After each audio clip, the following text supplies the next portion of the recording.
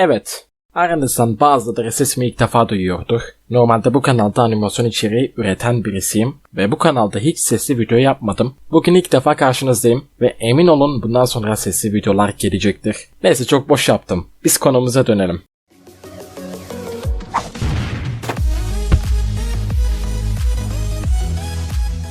Bugün animasyon nedir, nasıl yapılır, size önerebileceğim animasyon programları nelerdir ve kendi animasyonlarımı nasıl bu kadar akıcı ve güzel yapıyorum, hepsini bu videoda açıklayacağım. İsterseniz başlayalım. Öncelikle animasyon yapmak için animasyonun ne olduğunu bilmemiz lazım. Animasyon kısaca bize belli FPS aralıklarıyla, yani resimlerin saniye başına hareket etmesiyle oluşturulan videolar diyebiliriz. Animasyonu çizgi filmlerden, animasyon yapımlarından ve animelerden biliriz. Unutuyordum, bir de hentai'ler var.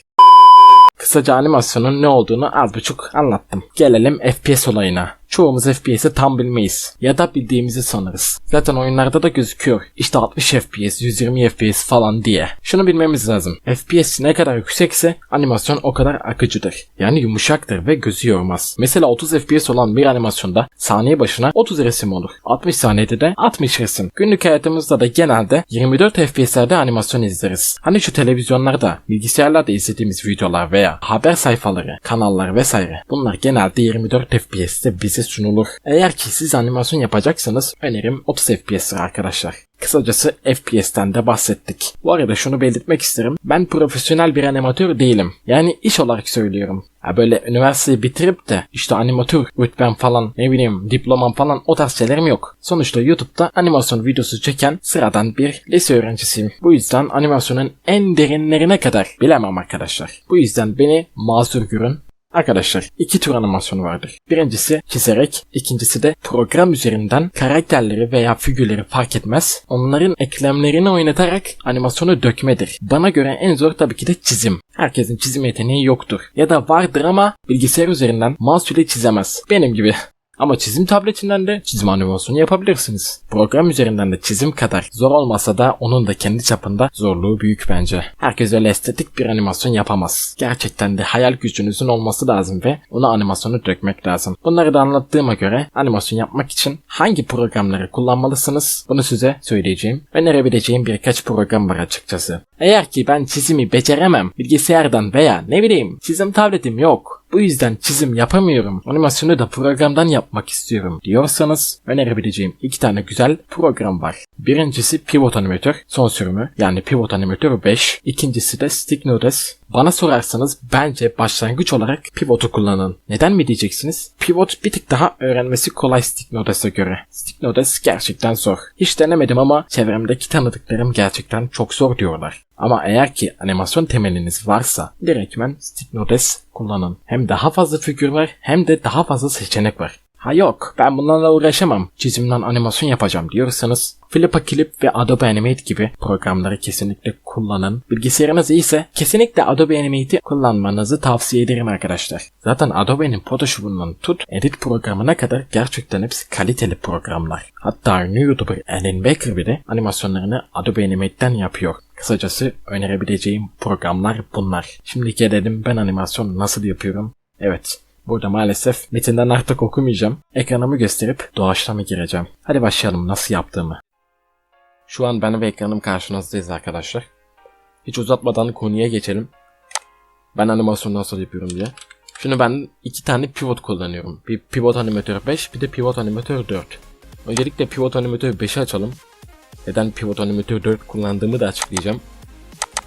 Öncelikle burada bir tane karakter var gördüğünüz gibi. Bunun ayakları yok. Aslında bu kullanılmaz bence. Figür düzenli kısmından mesela buna bastığınızda mesela burada bir tane eklem kısmı var. Mesela buradan yapınca bakın gördüğünüz gibi eklem veya uzun herhangi bir şey uzatabiliyorsunuz. Mesela bu ayak oldu. Bunu buradan CTRL'ye basılı tutup boyutunu, her şeyini ayarlayabilirsiniz.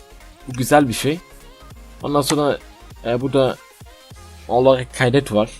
İşte kendi bilgisayarınızda figürü kaydediyorsunuz. Burada modifiye figür var mesela, bunu bastığımızda işte animasyondaki figür normalde ayağı yokken buna basınca animasyondaki figürün ayağı oluyor. Vesaire vesaire, yani böyle şeyler var. Bir de buradan mesela şu an bu figüre basılı olduğu için buradan boyutunu ayarlayabiliyorsunuz. Ondan sonra iki figür arası mesela şöyle 3 taneye basınca arkadaşlar gördüğünüz gibi buradaki boşluğu dolduruyor arkadaşlar. Bu da güzel bir şey. Bu var mesela, böyle yuvarlak yapabiliyorsunuz. Güzel bir şey. Pivot'un en güzel kısımlarından birisi zaten Türkçe dil desteği olması. Gördüğünüz gibi her şey Türkçe. Sadece bazı ufak şeyler Türkçe değil. Onun dışında gayet iyi. Tabii ki de ben bu figürü kullanmayacağım. Bu arada mikrofon için kusura bakmayın. Biraz kötü bir ortamda video çekiyorum maalesef. Bu figürü kullanmayacağım arkadaşlar. Bende hazır bir figür var. Hemen o figürü geçelim. Sıradan adam figür mesela. Ben bunu daha önceden yaptım. Zaten dediğim gibi çok basit figür yapması. Yani ayakları eklemesi tabii. Normalde figür yapmak zor bir şey. Herkes öyle figür yapamaz. Buradan bir tane zemin ekleyelim. Burada kare ekleye bastım. Şimdi burada bir tane karemiz var. Bu arada FPS'i de söyleyeyim. 24 FPS ya da 30 FPS kullanılan arkadaşlar. Zaten hemen buradan ayarlanabiliyor. Ayarlanması kolay. Dedim ya, saniye başına ona göre belirleniyor FPS'ler. İşte bir saniyede 30 resim gibi. Bu yüzden 30 resim yapabilirsiniz veya ağır çekim yapabilirsiniz. Buradan Embed Vins denen bir şey var. Buradan ağır çekimi ayarlayabilirsiniz. Şimdi ben bunun mesela boyutunu 500 yapayım. Mesela şunu çekemedim.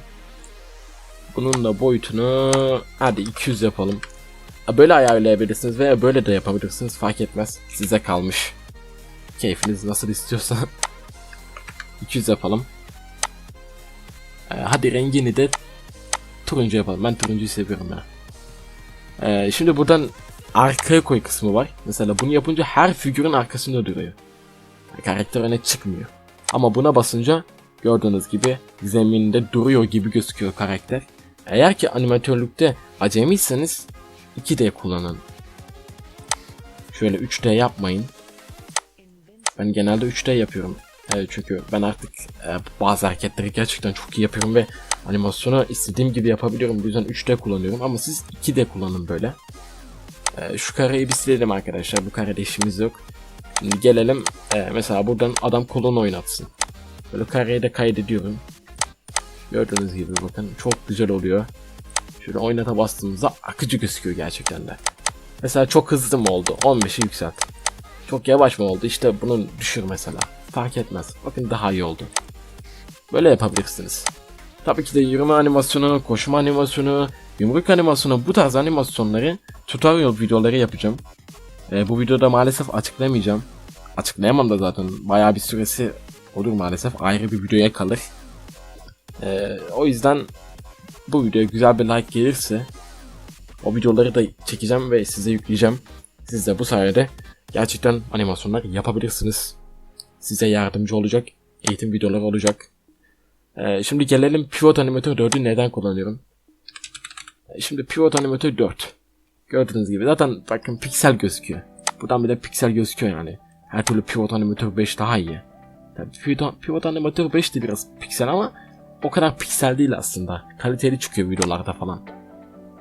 Şimdi Pivot Animator 4'ü kullanmamın sebebi şu. Figür yükle kısmına gelince mesela böyle figür bakın. Gördüğünüz gibi resim gözüküyor.